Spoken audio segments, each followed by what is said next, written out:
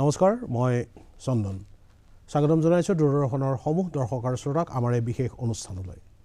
আৰু এই বিশেষ অনুষ্ঠানটোত আমি কথা পাতিম অসম চিকিৎসা মহাবিদ্যালয়ৰ এগৰাকী জ্যেষ্ঠ চিকিৎসক তথা সহযোগী অধ্যাপক ডাক্তৰ ৰাজেন্দ্ৰ নাথ গগৈ ডাঙৰীয়াৰ সৈতে। আমি তেখেতৰ পৰা জানিব বিচাৰিম চকুৰ বিভিন্ন ৰোগ আৰু এই ৰোগৰ অত্যাধুনিক চিকিৎসা সম্পৰ্কত বিভিন্ন বিষয়। ছাৰ, আপোনাক আমাৰ অনুষ্ঠানলৈ স্বাগতম জনাইছোঁ। নমস্কাৰ। সাধাৰণতে আমি জানো যে চকু লগত সময়ৰ লগে লগে চকুৰ লগত বিভিন্ন ধৰণৰ ৰোগ জড়িত হৈ পৰে বা চকুহালি লাহে লাহে লাহে লাহে বৃদ্ধ অৱস্থালৈ গতি কৰে। চকুহালি মানে শিশুকালত চকুৰ যিটো অৱস্থা বা এটা বয়সৰ পৰা 40 বছৰ পিছত চকুৰ অৱস্থাটো একে হৈ নাথাকে, চকুত বিভিন্ন ৰোগে আক্ৰান্ত হ'বলগীয়া হয়।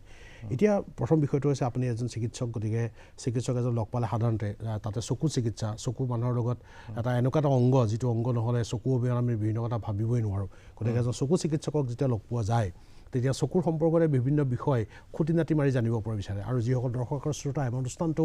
উপভোগ কৰি আছে তেওঁলোকেও হয়তো ডক্টৰ ৰাজেন্দ্ৰ নাথ গগৈ ছাৰৰ পৰা জানিব বিচাৰিব চকুৰ বিভিন্ন ৰোগ আৰু ইয়াৰ লগত জড়িত অত্যাধুনিক চিকিৎসা ব্যৱস্থাৰ ওপৰত। ছাৰ, প্ৰথমতে আমি জানিব বিচাৰিম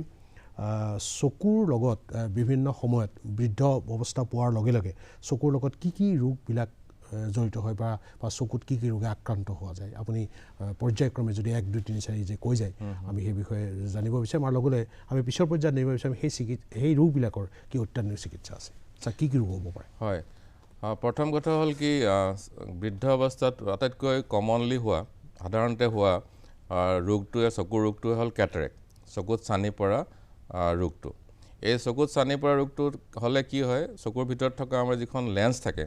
সেই লেন্সখনৰ যে স্বচ্ছতাটো লাহে লাহে নোহোৱা হৈ আহে। সেইটো বয়সৰ কাৰণে কিছুমান মেক্সিমাম ক্ষেত্ৰতে পৰিৱৰ্তন হৈ যায়, তাৰ ফলত স্বচ্ছতাটো নোহোৱা হৈ যায়। আৰু নোহোৱা হৈ গ'লে আমাৰ বাহিৰৰ পৰা যিখিনি পোহৰ আহে সেই পোহৰখিনি চকুৰ ভিতৰলৈ সোমাই যোৱাত বাধাপ্ৰাপ্ত হয়, আৰু বাধাপ্ৰাপ্ত হ'লেই দেখাটো কমি আহে। তো এইটো হ'ল মানে আটাইতকৈ কমনলি হোৱা মানে বৃদ্ধ অৱস্থাত হোৱা চকুৰ ৰোগ। তাৰপাছতে মাজতে মই এটা প্ৰশ্ন জানিব বিচাৰিম, বৃদ্ধ অৱস্থা বুলি ক'লে চকুৰ পৰিভাষাত বৃদ্ধ অৱস্থাৰ এটা বয়স থাকে নেকি, যে ইমান বছৰৰ পৰা ইমান বছৰে চকুৰ মানে তেনেকুৱা ঠিক কাট অফ এজ নাই, কিন্তু আমি 40ৰ পাছতে আমি যদি মানে শাৰীৰিক অৱস্থাৰ লগে লগে চকুৰ যিটো পৰিৱৰ্তন 40ৰ পাছতে আমি চকুটো অলপ বৃদ্ধ হ'লে গতি কৰা বুলি আমি ধৰিব পাৰোঁ। কিয়নো চকুত মই আগতেও কৈছোঁ যে চকুত 40 বছৰৰ পাছতে আমাৰ চকুৰ যিটো ফ'কাছ কৰাৰ ক্ষমতা, ওচৰত ফ'কাছ কৰাৰ ক্ষমতাটো কমি আহে, তেতিয়াহ'লে আমি চকুটো মানে বুঢ়া হৈছে বুলি আমি ধৰিব পাৰোঁ। ঠিক আছে। এতিয়া কথা হ'ল কি কেটাৰেক্ট হোৱাৰ উপৰিও আমাৰ নেক্সট যদি কমন আমি চাওঁ তেনেহ'লে এটা গ্ল'কমা এটা বেমাৰ, যিটো আমাৰ বৃদ্ধ অৱস্থাত হোৱা এটা বেমাৰ, 40 বছৰৰ পাছত যিকোনো বয়সতে হ'ব পাৰে। এইটো হ'ল এটা বৰ চিৰিয়াছ ধৰণৰ বেমাৰ। চিৰিয়াছ এই কাৰণে মই কৈছোঁ যে এই বেমাৰত যিটো ক্ষতি হয়, যিখিনি বেয়া হৈ যায় সেইখিনি আৰু ঘূৰাই পোৱা নাযায়। কিয়নো তাত কি হয়, চকুৰ ভিতৰত আমাৰ এটা স্নায়ু থাকে যাক আমি অপটিক নাৰ্ভ বুলি কওঁ। এই অপটিক নাৰ্ভটো হ'ল কিছুমান অসংখ্য মানে ৰেটিনাল নাৰ্ভ ফাইবাৰৰ সমষ্টি। এই ৰেটিনাত থকা যিমানখিনি ফটো ৰিচেপ্টৰ আছে তাতহে আমাৰ কি হয়, চকুৰ ইমেজটো গঠিত হয়।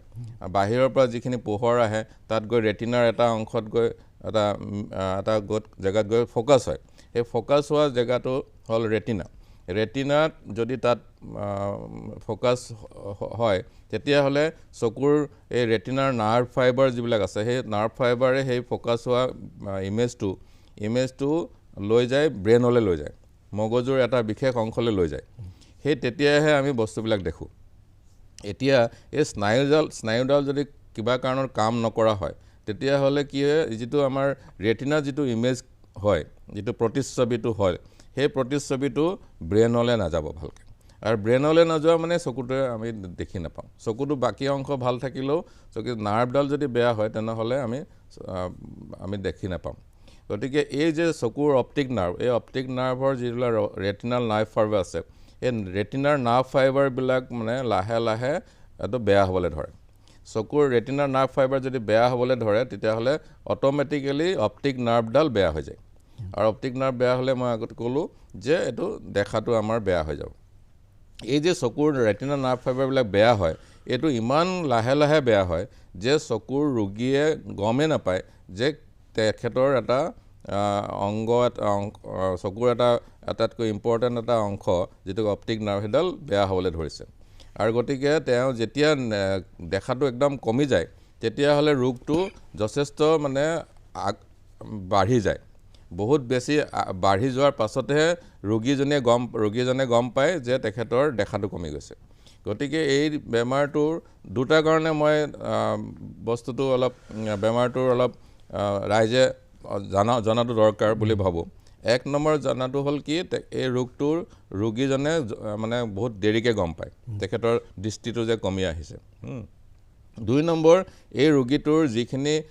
ৰোগটোৱে যিটো বেয়া কৰিলে সেইখিনি আৰু ঘূৰাই পাব নোৱাৰে যিকোনো চিকিৎসাক বিনিময়ত আমি সেইটো ঘূৰাই পাব নোৱাৰোঁ গতিকে এই দুটা কাৰণতে এই ৰোগটোৰ বিষয়ে সজাগতাটো থকাটো বিৰাট দৰকাৰ বুলি মই ভাবোঁ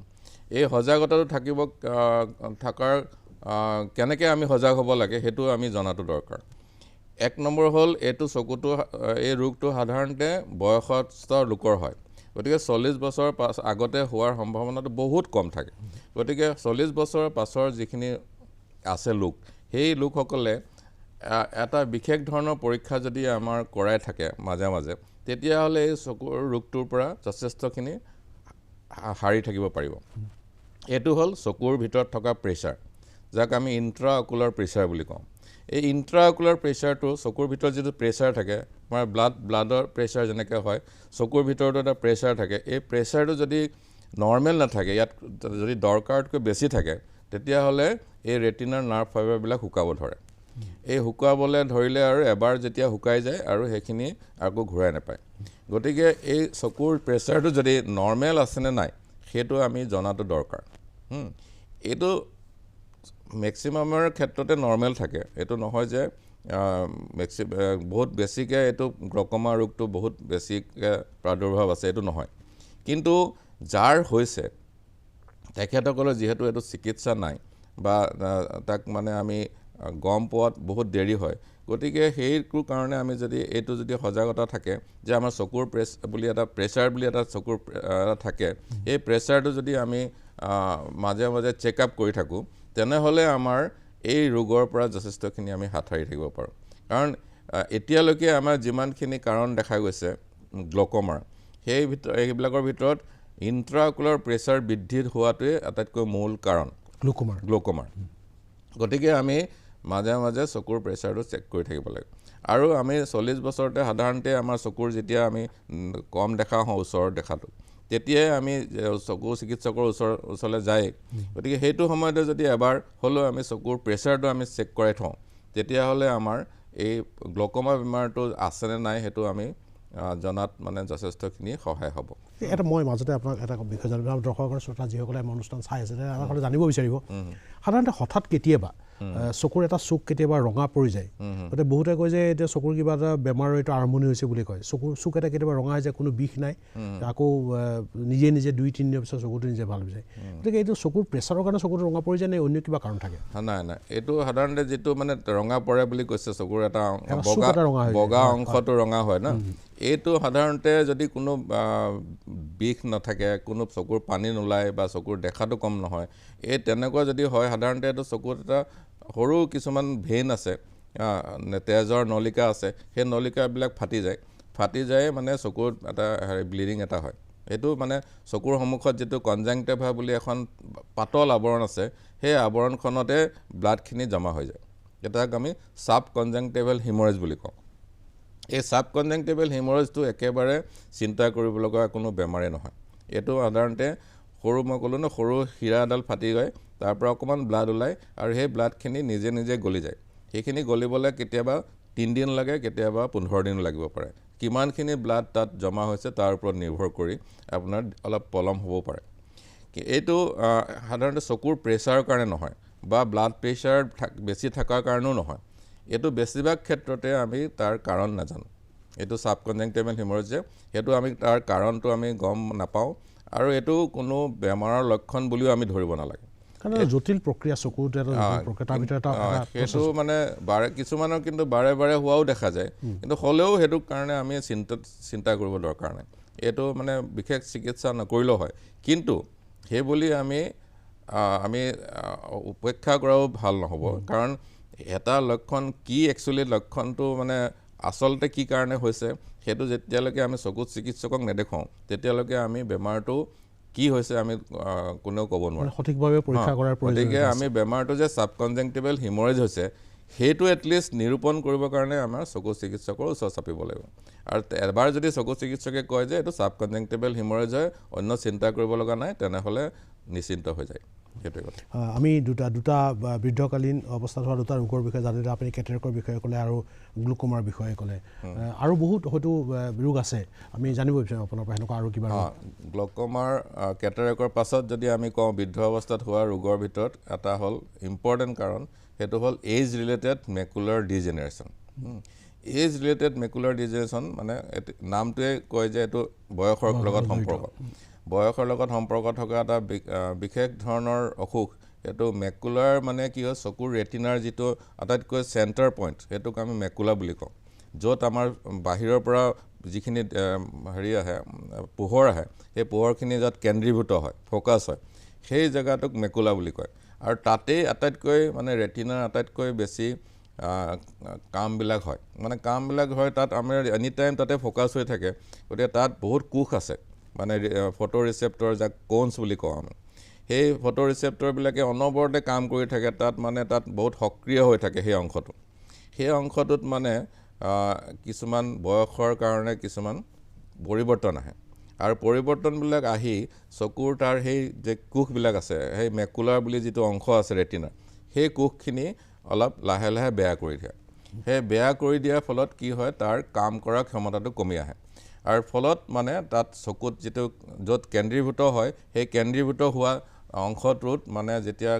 কাম নকৰা হৈ যায় তেতিয়াহ'লে আমি দেখা পোৱাটো নোহোৱা হৈ যায় সেইটো হ'ল মেকুলাৰ ডিজেনেৰেশ্যন বুলি কয় ডিজেনেৰেশ্যন মানে কি চকুৰ কোষবিলাক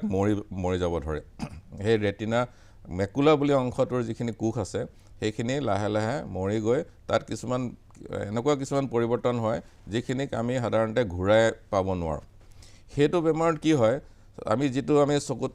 আপুনি ধৰ মই আপোনাৰ মুখখনলৈ চাই আছোঁ সেই আপোনাৰ মুখখন কলা দেখিম আপোনাৰ ছাইডত যিখিনি বস্তু আছে সেইখিনি আমি দেখিম কিন্তু য'ত আমি কেন্দ্ৰীভূত কৰি আমি চাব বিচাৰোঁ সেই জেগাটোৱে আমি নেদেখা হওঁ গতিকে এইটো গ্লুক'মা বেমাৰৰ অলপ অপজিট হয় কেলৈ গ্লুক'মা বেমাৰত আমি সাধাৰণতে পেৰিফেৰেল ভিজন যিটো মানে বাহিৰৰ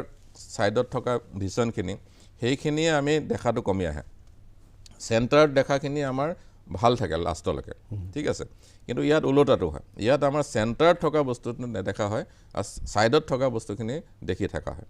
ঠিক আছে এইটো এটা এনেকুৱা বেমাৰ যিটো সাধাৰণতে হ'লে আমি ঘূৰাবলৈ নোৱাৰোঁ এইটো বেমাৰটো যদি সোনকালে ধৰা পৰে কিন্তু আমি বস্তুটো ফাৰ্ডাৰ প্ৰগ্ৰেছ মানে আগলৈ আৰু বেয়া নহ'বৰ কাৰণে ব্যৱস্থা কিছুমান কৰিব পাৰোঁ বাধা দিব পাৰোঁ আৰু তাত এনেকুৱা কিছুমান এটা অৱস্থালৈ আহি যায় তাত কিছুমান নতুন হীৰা গজি যাব পাৰে নতুন হীৰা যেতিয়া গজি যায় তেতিয়াহ'লে কি হয় তেনেহ'লে বহুত বেছি বেয়া অৱস্থালৈ যায়গৈ তেতিয়া আৰু তাত মানে বাকীখিনি অংশলৈও বস্তুটো মানে বিয়পি পৰে গতিকে তেনেকুৱা অৱস্থালৈ যাতে নাযায় সেইটো মানে কৰাটো বহুত দৰকাৰ যাক আমি নিঅ'ভাস্কুলাৰেশ্যন ষ্টেজ বুলি কওঁ বা ৱেট ARMD বুলি কওঁ ৱেট এজ ৰিলেটেড মেকুলাৰ ডিজেনেৰেশ্যন এই যেতিয়া নতুন হীৰা যদি গজে তেতিয়াহ'লে আটাইতকৈ বিপদ হয় আৰু এইটোৱে আমাৰ লক্ষ্য থাকে যে আমাৰ যাতে তাত নতুন হীৰা যাতে নগজক সেইটোৱে আমাৰ চিকিৎসাৰ মেইন লক্ষ্য থাকে এইটোত যদি আমি মানে সফল হৈ যাওঁ তেতিয়াহ'লে আমি তেখেতৰ এটলিষ্ট আৰু প্ৰগ্ৰেছ মানে বেয়া নহয় যাতে সেইটো আমি কৰিব পাৰোঁ এইটো কাৰণে আমাৰ বহুত ব্যৱস্থা আছে সেইটো আমি পাছত আলোচনা কৰিব পাৰোঁ তাৰ আগতে আমি কি বেমাৰনো হয় বৃদ্ধ অৱস্থাত চকুৰ বেয়া হয় সেইটো আমি জানি লোৱাটো দৰকাৰ এইটো হ'ল আমাৰ 3 নম্বৰ কাৰণ যিটো কাৰণে আমি বৃদ্ধ অৱস্থাত হ'ব পাৰে 4 নম্বৰ যদি কওঁ আমি ডায়েবেটিক ৰেটিনোপেথি এটা বেমাৰ যিটো আমাৰ বৃদ্ধ অৱস্থাত হোৱা এটা যথেষ্ট এতিয়া কমন বেমাৰ হৈ গ'ল চকুৰ এটা কমন বেমাৰ হ'ল এইটো ডায়েবেটিক ৰেটিনোপেথি এতিয়া ডায়েবেটিক ৰেটিনোপেথি যেতিয়া নামটো ক'লোঁ গতিকে এইটো ডায়েবেটিছ ৰোগৰ লগত সম্পূৰ্ণভাৱে জড়িত ডায়েবেটিছ যাৰ ৰোগ আছে সেইখিনি ৰোগীহে এই ধৰণৰ বেমাৰটো হ'ব এই বেমাৰটো হ'লে ডায়েবেটিছত বহুত দিনৰ কাৰণে যেতিয়া ডায়েবেটিছ হৈ থাকে সাধাৰণতে 5 বছৰ বা তাৰ ওপৰত যেতিয়া হৈ যায় আৰু পাৰ্টিকুলাৰলি যেতিয়া সেই ডায়েবেটিছটো ভালকৈ কণ্ট্ৰল হৈ নাথাকে তেনেকুৱা ক্ষেত্ৰত কি হয় চকুৰ ৰেটিনাত কিছুমান পৰিৱৰ্তন হয় ৰেটিনা বুলিয়ে নহয় ডায়েবেটিছত কি হয় আমাৰ গোটেই বডিতে গোটেই শৰীৰটোৰে মানে তাত কেপিলাৰী বুলি যিখিনি সৰু সৰু মিহি মিহি ৰক্তনলী আছে সেই নলীবিলাকত মানে এই পৰিৱৰ্তন কিছুমান হয় যাৰ ফলত মানে এই তেজত মানে গেছৰ যিটো আদান প্ৰদান হয় অক্সিজেন মানে আৰ্টাৰীৰ পৰা ওলাই যায় আৰু কাৰ্বন ডাই অক্সাইড টানি আনে এই যিটো গেছৰ আদান প্ৰদান হয় এই গেছৰ আদান প্ৰদান কৰা যিটো অংশ তেজৰ নলী সেইটোক আমি কেপিলাৰী বুলি কওঁ এই কেপিলাৰীবিলাক বেয়া হ'বলৈ ধৰে কেপিলাৰীবিলাক যেতিয়া বেয়া হয় তেতিয়াহ'লে তাত কিছুমান পৰিৱৰ্তন আহে আৰু ফলত তাত কিছুমান ব্লিডিং স্লিডিং হৈ যায় আৰু নতুন হীৰা গজিব ধৰে ঠিক আছে কেপিলাৰীবিলাক বন্ধ তাত গেছ যেতিয়া আমাৰ আদান প্ৰদান নোহোৱা হৈ যায় তেতিয়াহ'লে কি হ'ব টিচুটোৱে মানে তাত যিটো অংশত মানে বেয়া হৈছে কেপিলাৰী তাত মানে অক্সিজেনৰ মাত্ৰাটো কমি যায় অক্সিজেনৰ মাত্ৰা কমা মানে তাত মানে বডিৰ কোষে কাম নকৰা হৈ যায় কাম কৰিবলৈ ক্ষমতাটো কমি যাব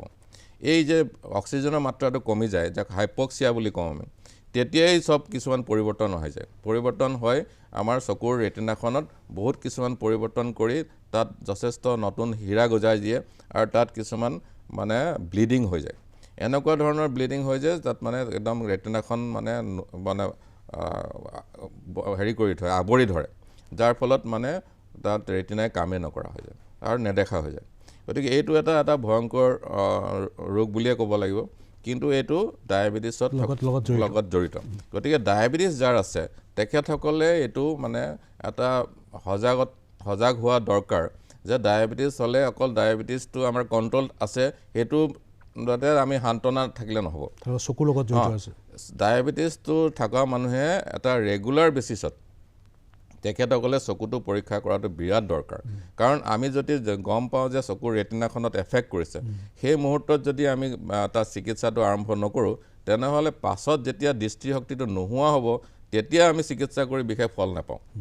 গতিকে আমি প্ৰিভেণ্ট কৰাটো বিৰাট দৰকাৰ হয় আৰু এইটো প্ৰিভেণ্ট কৰিবলৈ একেবাৰে সহজ সেইটো হ'ল আমি চকুৰ চিকিৎসকৰ হতুৱাই মাজে মাজে এটলিষ্ট বছৰেকত এবাৰ এইটো আমাৰ ৰেটিনাখন পৰীক্ষা কৰিব লাগিব ডায়েবেটিছ থকা ৰোগীসকলে লগত ডায়েবেটিছৰ দৰৱ খোৱাৰ লগতে চকুৰ এই বেগৰ পৰীক্ষাটো কৰিবলগীয়া হয় সেইটো দৰকাৰ হয় এই চকুৰ ৰেটিনা পৰীক্ষা কৰাৰ আৰু এটা দৰকাৰ মানে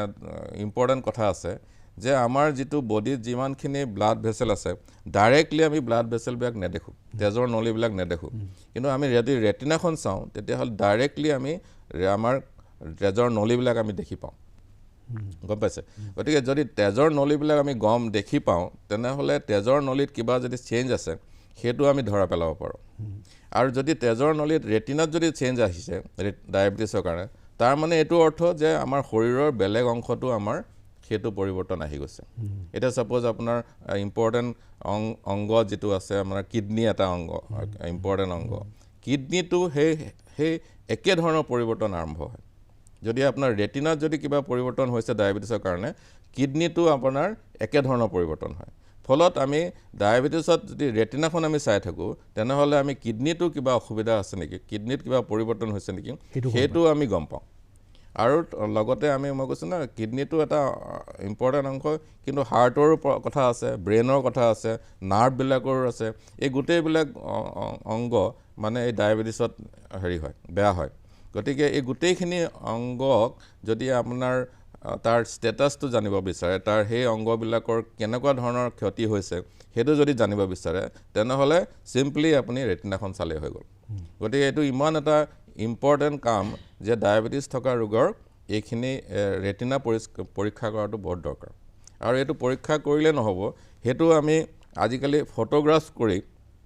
ৰেটিনাখনৰ ফটোগ্ৰাফ কৰি আমি থৈ দিব পাৰোঁ যাতে আমি নেক্সট ভিজিটত মানে ধৰক আৰু 6 মাহৰ পিছত বা এবছৰৰ পাছত যেতিয়া আহোঁ তেতিয়া আমি ৰিজাই চাব পাৰোঁ যে আগৰ বাৰত ৰেটিনাখন কেনেকুৱা আছিলে আৰু এই বাৰত কেনেকুৱা আছে গতিকে এইটো যদি ৰিজনি পাওঁ তেনেহ'লে আমি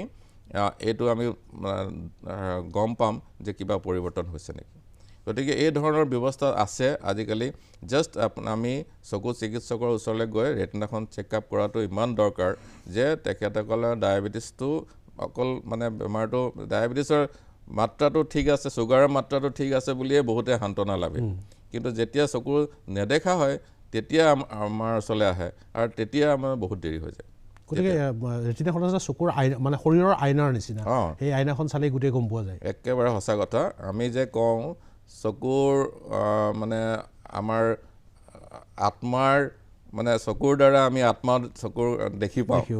কাৰোবাৰ আত্মা আপুনি কি ভাবি আছে চকুৰ, সেইটো চকুৰ দ্বাৰা আমি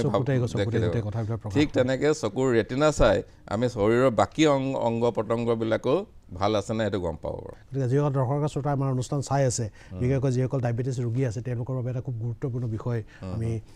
ডাক্তৰ ৰাজন গগৈ ছাৰৰ পৰা জানিব পাৰিলোঁ। গতিকে ছাৰ, এই বেমাৰবিলাকৰ কথা আপুনি ক'লে, অসুখবিলাকৰ কথা ক'লে, যথেষ্ট সাধাৰণ যিসকল দৰ্শকৰ শ্ৰোতাৰ কাৰণে এইবোৰ একেবাৰে দুৰ্বোধ্য কিছুমান শব্দ, হয়তো এবাৰ শুনাৰ পিছত ছেকেণ্ড টাইম উচ্চাৰণ কৰিবলৈও তেওঁলোকৰ সমস্যা হয়। গতিকে আমি এই যিখিনি ৰোগৰ কথা আপুনি ক'লে, এই ৰোগৰ কি চিকিৎসা আছে? আধুনিক চিকিৎসা সাধাৰণতে আমি দেখা পাওঁ যে আজিকালি ৰোগ এটা হোৱাৰ লগে লগে মানুহে বেলেগ ঠাইলৈ গুচি যায়, বা ইয়াতে ডিব্ৰুগড়তে সেই সুবিধাখিনি আছে বা নাই, ইত্যাদি বিষয়টো কিন্তু দৰ্শকৰ শ্ৰোতাসকলে জানিব বিচাৰিব। ঠিকে কৈছে। আপোনাৰ ৰোগ যিমানে বাঢ়িছে তেনেকৈ আমাৰ চিকিৎসা বিজ্ঞানো উন্নতি কৰি গৈ আছে। এনেকুৱা আমি এটা সময়ত যেতিয়া আমাৰ কেটাৰেক্ট আছিলে, তেতিয়াহ'লে কি কৰিছোঁ, মই আপোনাক আগতে কৈছোঁ যে শিবিৰত মানে অন্ধতা দূৰীকৰণ যিটো আঁচনি আছে, সেইটোৰ আণ্ডাৰত আমি শিবিৰবিলাকতে অপাৰেশ্যন কৰি পেচেণ্টক 7 দিন আমি পেলাই থৈ দিওঁ। তাত মানে বিচনাত পেলাই থৈ দিওঁ, যাতে মানে চকুটোৰ মানে অস্ত্ৰোপচাৰ কৰাৰ পাছত কোনো কমপ্লিকেশ্যন নহয়। কিন্তু সেই যুগ এতিয়া নাই। আজি ধৰক আজি লাষ্ট মানে 20 বছৰৰ ভিতৰত যদি আমি চাওঁ, তেনেহ'লে আমাৰ চকুৰ কেটাৰেক্টৰ অস্ত্ৰোপচাৰৰ ক্ষেত্ৰত আমূল পৰিৱৰ্তন হৈছে। এই পৰিৱৰ্তন হৈছে, প্ৰথম কথা হ'ল কি, আমি তাৰ চকুৰ যিখন লেন্সখন আমি গুচাই দিওঁ, তাৰ ঠাইত আমি এখন কৃত্ৰিমভাৱে আৰু এখন লেন্স আমি সংৰোপণ কৰিব পৰা হৈছোঁ। আৰু এই সংৰোপণৰ ফলত আমাৰ কি হৈছে, আপুনি বিনা চশমাৰে অপাৰেশ্যন কৰাৰ পিছত বিনা চশমাৰে আমি দূৰৰ বস্তুখিনি আমি ভালকৈ দেখি পাইছোঁ। ঠিক আছে। প্ৰথমতে আমি যেতিয়া চকুত লেন্স লগাইছিলোঁ, তেতিয়া যিটো অস্ত্ৰোপচাৰ আছিলে সেইটো বহুতো আদিম নিচিনা বুলিয়ে ক'ব পাৰোঁ। তাত আমি 6টা নে 7টামান চিলাই দিব লগা হৈছিলে। লাহে লাহে সেইটো কি হৈছে, চিলাইবিহীন কৰা হ'ল। চিলাই নিদিয়াকৈ আমি অপাৰেশ্যনটো কৰিব পৰা হ'লোঁ। এতিয়া যিটো অপাৰেশ্যন হৈছে তাক আমি ফেক' ইমালচিফিকেশ্যন বুলি কওঁ। ফেক' ইমালচিফিকেশ্যন মানে কি হয়, ফেক' মানে লেন্স, ইমালচিফিকেশ্যন মানে গলাই দিয়া। ঠিক আছে। যিটো আমাৰ শৰীৰৰ যিখন লেন্স আছে, কেটাৰেক্ট থকা লেন্স, কেটাৰেক্ট হৈ যোৱা লেন্স, সেইখনক আমি এটা বিশেষ ধৰণৰ মেচিনৰ সহায়ত, ফেক' ইমালচিফিকেশ্যন মেচিনৰ সহায়ত আমি গলাই দিব পাৰোঁ। সেইটো গলাইছোঁ কেনেকৈ, সেইটো আমি আল্ট্ৰাছাউণ্ড ৱেভৰ দ্বাৰা গলোৱা হয়। এই গলাই লেন্সখন, বেয়া লেন্সখন আমি চুহি উলিয়াই আনিব পাৰোঁ। এই যে আমি চুহি উলিয়াই আনিব পাৰোঁ বা চাকশ্যন কৰি উলিয়াই আনিব পাৰোঁ, এইটো মানে এটা সৰু ফুটাৰ দ্বাৰা কৰিব পাৰি। এটা 2 মিলিমিটাৰ নিচিনা এটা সৰু ফুটা এটাৰ দ্বাৰা এইটো কৰিব পাৰি। ফলত আমাৰ এই যিহেতু আমি অপাৰেশ্যনটো এটা 2 মিলিমিটাৰ এটা সৰু ফুটা এটাৰ দ্বাৰা কৰিব পাৰোঁ, গতিকে তাত চিলাইটো দিয়াটো দৰকাৰ নহয়। তাৰ উপৰি চকু অপাৰেশ্যন কৰাৰ পাছতে সম্পূৰ্ণৰূপে মানুহজনে নৰ্মেল অৱস্থাত কাম কৰিব পাৰে। ঠিক আছে। গতিকে এনেকুৱা এটা ফেক' ইমালচিফিকেশ্যন অপাৰেশ্যন ওলোৱাৰ কাৰণে আমাৰ ৰোগীৰ কিমান লাভ হ'ল। আগতে 7 দিন পৰি থাকিব লগা হৈছিলে, তাৰ পাছতো এখন ডাঠ চশমা পিন্ধিব লগা হৈছিলে। ডাঠ চশমাখন পিন্ধিলেহে কিবা এটা দেখে দূৰৰখিনি। ঠিক আছে। সেইখিনিতো এতিয়া নোহোৱা হৈ গ'ল। এতিয়া চকুত লেন্সখন লগাই দিলেও আজি অপাৰেশ্যন কৰিলে কাইলৈ তেখেতে গৈ কাম বন কৰিব পাৰে, কোনো বিশেষ ধৰণৰ সমস্যাৰ সন্মুখীন নহয় বা বাধা নাথাকে। গতিকে এইখিনি সুবিধা হৈ গ'ল। আৰু তাৰোপৰি এতিয়া আমাৰ যিখন লেন্স লগোৱা হৈছে, লেন্সখন আমাৰ এতিয়া বহুত ধৰণৰ আধুনিক লেন্স আহি গৈছে। আধুনিক কেলৈ কৈছোঁ, আগতে আমি যিখন লেন্স লগাইছিলোঁ সেইখন অকল দূৰৰ কাৰণে ফ'কাছ আছিলে। দূৰৰ কাৰণে আমি দূৰৰ বস্তুখিনি দেখোঁ, কিন্তু আমি যেতিয়া ওচৰৰ বস্তু এটা চাওঁ তেতিয়াহ'লে আমি চশমা এখন পিন্ধি ল'ব লগা হৈছিলে। কিন্তু আজিকালি মাল্টিফ'কেল লেন্স ওলাইছে, যাৰ ফলত মানে সেই লেন্সখনত দূৰ ওচৰ ইণ্টাৰমিডিয়েট, ধৰক আপুনি কম্পিউটাৰৰ স্ক্ৰীণ এখন চাইছে, স্ক্ৰীণখনো চাব পাৰোঁ, আমি ওচৰত পেপাৰখনো পঢ়িব পাৰিছোঁ, বা দূৰৰ যিকোনো বস্তু চাব পাৰিছোঁ বিনা চশমাৰে গতিকে এতিয়া আপুনি এতিয়া চশমা এখন পিন্ধি আছে আপুনি চশমা নহ'লে নেদেখে গতিকে সেই অৱস্থাটোতকৈ আমি কেটাৰেক্ট হোৱা পেচেণ্টজন এতিয়া বেছি আপোনাতকৈ ভাল দেখে বুলি ক'ব পাৰোঁ যদি তেখেতে মাল্টিফকেল লেন্স লগায় গতিকে মাল্টিফকেল লেন্স আহি গ'ল এতিয়া তাৰ ফলত মানে পেচেণ্টে বিনা চশমাৰে সকলোখিনি কাম কৰিব পাৰে তাৰোপৰি কিছুমান আৰু এটা লেন্স আছে ইডফ লেন্স বুলি এটা আহিছে ইডফ লেন্স মানে কি হয় সেইটো হ'ল মানে extended depth of focus lens সেইখনত লেন্স হলত কি হয় দূৰৰখিনি দেখিব ভালকৈ আৰু ইণ্টাৰমিডিয়েট ধৰক স্ক্ৰীণত কিটো কাম কৰিব লগা কম্পিউটাৰ স্ক্ৰীণত কাম কৰিব লগা হৈছে সেইখিনি আপুনি চশমা নোহোৱাকৈ কৰিব লাগে পাৰে আৰু ওচৰৰ কাৰণে খালি একদম মিহি কাম কৰিবলৈ সেইখিনি কাম কৰিবলৈহে আপোনাৰ চশমা দৰকাৰ হয় আজিকালি মেক্সিমাম কামবিলাক হ'ল কি দূৰ আৰু ইণ্টাৰমিডিয়েট একদম ওচৰত পঢ়াটো কমিয়ে গৈছে আপুনি মোবাইলটো যদি চাই আপুনি ইমান দূৰত মোবাইলটো চাই একেবাৰে ওচৰতটো নাচায় গতিকে মোবাইলৰ চোৱা কামখিনিলৈকে আপোনাৰ কাম সেই ইডফ লেন্সত হৈ যায় গতিকে তেনেকুৱা আমাৰ লেন্স ওলোৱাৰ কাৰণে আৰু এই সকলোবিলাক লেন্স চব ফল্ডেবল লেন্স ফল্ডেবল মানে কি তাক ভাঁজ কৰিব পাৰোঁ ভাঁজ কৰি আমি এটা কাৰ্ট্ৰিজত ভৰাই সেই কাৰ্ট্ৰিজটোৰ থ্ৰুৱেদি আমি 2 মিলিমিটাৰ যিটো ইনচিশ্যন দিলোঁ মানে ফুটা কৰিলোঁ সেই ফুটাটোৰ দ্বাৰা সেই লেন্সখন ভৰাই দিব পাৰোঁ আৰু ভিতৰত গৈ এখন মেল খাই যায় গতিকে এইখিনি সুবিধা থকাৰ কাৰণে আজিকালি কেটাৰেক্ট ৰোগীবিলাকে আপোনাৰ অপাৰেশ্যনৰ আগতে যিমান ভিজন থাকে তাতকৈ ভালকৈ দেখা পোৱা কৰিব পাৰিছোঁ গতিকে ইমানখিনি সুবিধা আমাৰ হৈছে সেইটো কেটাৰেক্টৰ ক্ষেত্ৰত তাৰোপৰি আমি যিটো গ্লকমা বুলি ক'লোঁ গ্লকমা বেমাৰটো যদিও আমি এতিয়া যিখিনি ৰেটিনাৰ ফাইবাৰবিলাক বেয়া হৈছে নাৰ্ভ ফাইবাৰ বেয়া হৈ গৈছে সেইখিনিতো আমি ঘূৰাব নোৱাৰোঁ ঠিকেই কিন্তু যদি আমি এইটো সজাগতা যদি আমাৰ থাকে যদি আমাৰ সোনকালে যদি আমি ধৰা পৰিছে আজিকালি আমাৰ যিমানখিনি আধুনিক ইনষ্ট্ৰুমেণ্ট আছে সেইখিনিৰ পৰা কি OCT বুলি এটা মেচিন আসছে যাৰ ফলত আমি ৰেটিনা নাৰ্ভ ফাইবাৰ যদি অলপো যদি নষ্ট হৈছে সেইটো আমি পটককৈ ধৰা পেলাব পাৰোঁ তাত আৰু কোনো মানে আমি খালি কেমেৰাৰ নিচিনা এটা ইনষ্ট্ৰুমেণ্টৰ আগত বহি দিলেই হৈ গ'ল পেচেণ্ট তেতিয়া আমি তাৰ পৰা কিছুমান লেজাৰ হোৱাত কিবা স্কেন কৰি ৰেটিনা নাৰ্ভ ফাইবাৰবিলাক ভালে আছে নাই সেইটো আমি গম পাওঁ গতিকে এইটো ব্যৱস্থাৰ ফলত কি হৈছে আমি আটাইতকৈ সোনকালে আমি গ্লকমা বেমাৰটো ধৰা পেলাব পাৰিছোঁ ফলত কি হৈছে আৰম্ভণিতে যদি আমি পাই গৈছোঁ পেচেণ্টক তেনেহ'লে আমি আমাৰ দৰৱৰ দ্বাৰা আমাৰ চকুৰ প্ৰেছাৰটো যদি কমাই ৰাখিব পাৰোঁ তেনেহ'লে এইটো আৰু ফাৰ্ডাৰ প্ৰগ্ৰেছ নহয় তাতকৈ আৰু বেয়ালৈ অৱস্থাত নাযায় গতিকে সেইটো আমি কৰিব পাৰোঁ আৰু আজিকালি বহুত ধৰণৰ দৰৱ ওলাইছে যিবিলাক মানে এবাৰ দিলে হৈ যায় চকুত মানে দিনটোৰ ভিতৰত এবাৰ দিলে হৈ যায় তেনেকুৱা দৰৱ ওলাইছে আৰু কিছুমান আছে দৰৱ আপোনাৰ চকুৰ ভিতৰতো আমি ইমপ্লাণ্ট কৰিব পাৰোঁ চকুৰ ভিতৰত থৈ দিব পাৰোঁ যাত লাহে লাহে গলি দিয়ে বাৰে বাৰে দি থাকিব নালাগে তেনেকুৱাও উপায় আছে গতিকে দৰৱ মানে চকুত দিয়া দৰৱৰ গ্লকমা মানে চকুৰ চাপটো কমাবৰ কাৰণে ইণ্ট্ৰাঅকুলাৰ প্ৰেছাৰ কমাবৰ কাৰণে বহুত ধৰণৰ আমাৰ এতিয়া দৰৱৰ আহি গৈছে আৰু ফলত ৰোগীৰ কম মানে টোপালৰ দ্বাৰাই আমি চকুৰ প্ৰেছাৰটো আমি কমাব পাৰিছোঁ আৰু তাৰ ছাইড এফেক্টবিলাকো বহুত নাই বুলিয়ে ক'ব পাৰি গতিকে তেনেকুৱা ক্ষেত্ৰত এই আমাৰ আধুনিক চিকিৎসাৰ দ্বাৰা আমি গ্লকমা বেমাৰটো ঠিক কৰিব পাৰিছোঁ তাৰোপৰি কিছুমান সৰু সৰু যন্ত্ৰৰ আমি ভৰাই যিটোক আমি MIGS বুলি কয় মিনিমেলি ইনভেচিভ গ্লকমা চাৰ্জাৰী এইটো কৰিলে কি হয় একদম সৰু ফুটাৰ দ্বাৰা কিছুমান সৰু এটা যন্ত্ৰৰ নিচিনা সৰু অংশ এটা ভৰাই দিয়া হয় তাৰ ফলত চকুৰ প্ৰেছাৰটো নিয়মিতভাৱে কণ্ট্ৰল হৈ থাকে তেনেকুৱা আমি আমাৰ অস্ত্ৰোপচাৰ আহি গৈছে MIGS বুলি কয় গতিকে সেইটোৰ দ্বাৰাই আমি এবাৰ অপাৰেশ্যনটো কৰিলে তেনেকৈ গোটেই জীৱনৰ কাৰণে সেইটো চকুৰ প্ৰেছাৰটো ঠিক হৈ থাকে গতিকে তেনেকুৱা সুবিধা আহি গৈছে তাৰপাছত যদি আমি এজ ৰিলেটেড মেকুলাৰ ডিজেনেৰেশ্যনৰ কথা কওঁ তেনেহ'লে তাতো আমি বহুত ধৰণৰ আধুনিক চিকিৎসা আহি গৈছে প্ৰথম কথা হ'ল কি আকৌ OCT বুলি পৰীক্ষা যিটো ক'লোঁ এই OCT পৰীক্ষাৰ পৰাও আমাৰ এই এজ ৰিলেটেড মেকুলাৰ ডিজেনেৰেশ্যন অৱস্থাটো আমি পটককৈ ধৰা পেলাব পাৰোঁ আৰু বা ধৰা পৰাৰ পাছতো কি ষ্টেজত আছে সেইটো আমি ভালকৈ একো বেলেগ ডাঙৰ পৰীক্ষা নকৰাকৈ ধৰা পেলাব পাৰোঁ OCT এটা এনেকুৱা এটা মেচিন হৈ গ'ল সেইটোৰ পৰা আমি ৰেটিনাৰ বহুতখিনি বেমাৰ আমি এতিয়া ধৰা পেলাব পাৰোঁ জাষ্ট চকুৰ কেমেৰাৰ আগত বহি দিলে হৈ গ'ল গতিকে ধৰা পেলোৱাটো আমাৰ ভাল হৈ গ'ল আৰ্লি ডিটেকশ্যন মানে বহুত দৰকাৰ হয় এইবিলাক বেমাৰৰ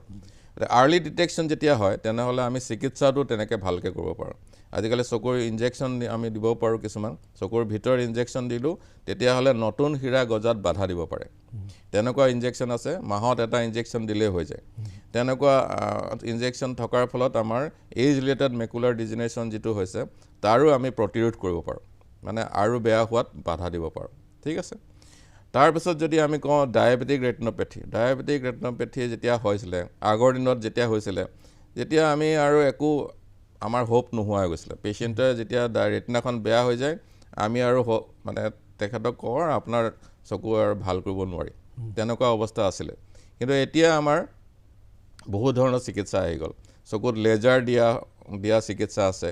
চকুত ইনজেকশ্যন দিয়া চিকিৎসা আছে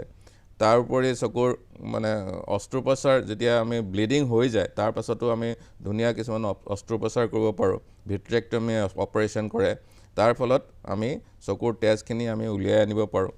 তেনেকুৱা ব্যৱস্থা থকাৰ কাৰণে আজিকালি ডায়েবেটিক ৰেটিনোপেথি থকা পেচেণ্টৰো যথেষ্টখিনি আমি চিকিৎসা কৰি তেখেতসকলৰ ভিজন মানে